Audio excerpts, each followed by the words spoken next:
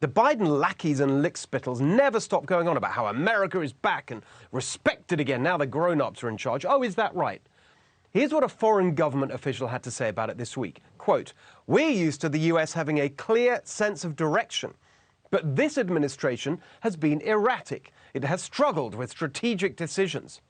You can say that again, and I will, just slightly less diplomatically. From Afghanistan to Iran, from China to Russia, from the alienation of traditional allies to the elimination of our southern border, from energy cuts to defense cuts. When it comes to America's security, the Biden regime is weak, cynical, superficial, incoherent, embarrassingly clueless, utterly useless. And this is the main thing presidents are supposed to do. Congress passes laws and spends money. Yeah, too many laws and too much money, but still it's what the Constitution says. The states are supposed to have responsibility for most of the things that affect our daily lives: education, transportation, healthcare. Of course, states don't have enough responsibility as government has gotten so centralized, but it's in the Constitution. Read the 10th Amendment. The one thing the president is supposed to do is defend the country, keep us safe, ensure our global standing with strong, smart foreign and defense policy. It's the one thing Biden's supposed to do, and he's making a complete hash of it. He's not keeping us safe, he's put us more at risk. Just in a year, we've gone from global stability to chaos and disorder, war in Europe, crisis on our border, China threatening Taiwan, terrorists back in charge in Afghanistan, Iran back on the path to a nuclear weapon, Kim Jong-un back testing rockets that reach America. Biden's foreign policy isn't strong and smart, it's weak and stupid. Yeah, I know it's not just the Biden policies that are weak and stupid, but let's not make things personal. On Monday, Biden published his budget proposal.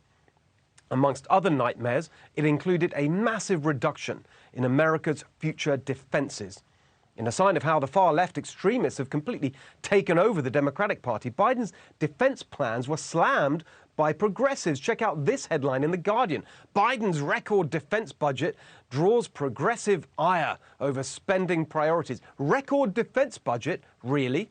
It certainly represents the highest dollar amount, but that's a meaningless statistic, especially at a time of high and rising inflation. The measure that makes sense is how much we're spending as a share of our overall economy. And when you look at it that way, Biden's budget is practically a record low. Here's the actual data.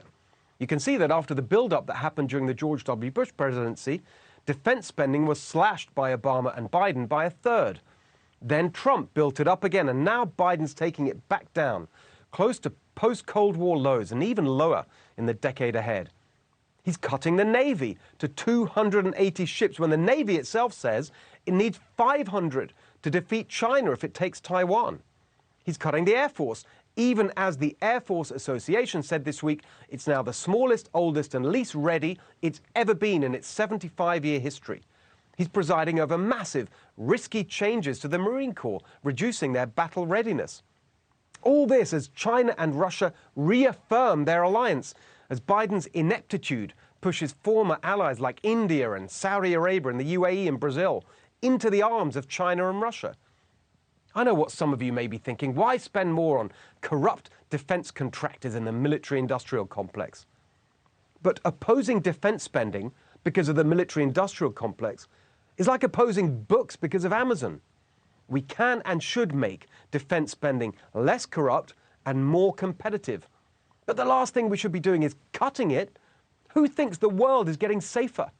What kind of idiocy is it to slash our defenses at a time like this? The idiocy of Democrats who are totally captured by their far-left activists. This week in his budget, while quietly cutting defense, Biden trumpeted billions more for climate change. They want to create a civilian climate corps with more personnel than the Marine Corps. It's like someone's gone on a nationwide hunt for the most annoyingly woke and ignorantly self-righteous high school students in America and put them in charge of the US government. It would be bad enough at a time of peace and prosperity. But with Biden's inflation threatening our economy and Biden's weakness emboldening our enemies, this president's reckless, virtue-signaling, unserious defense policy is truly terrifying. Hey, Sean Hannity here. Hey, click here to subscribe to Fox News YouTube page and catch our hottest interviews and most compelling analysis. You will not get it anywhere else.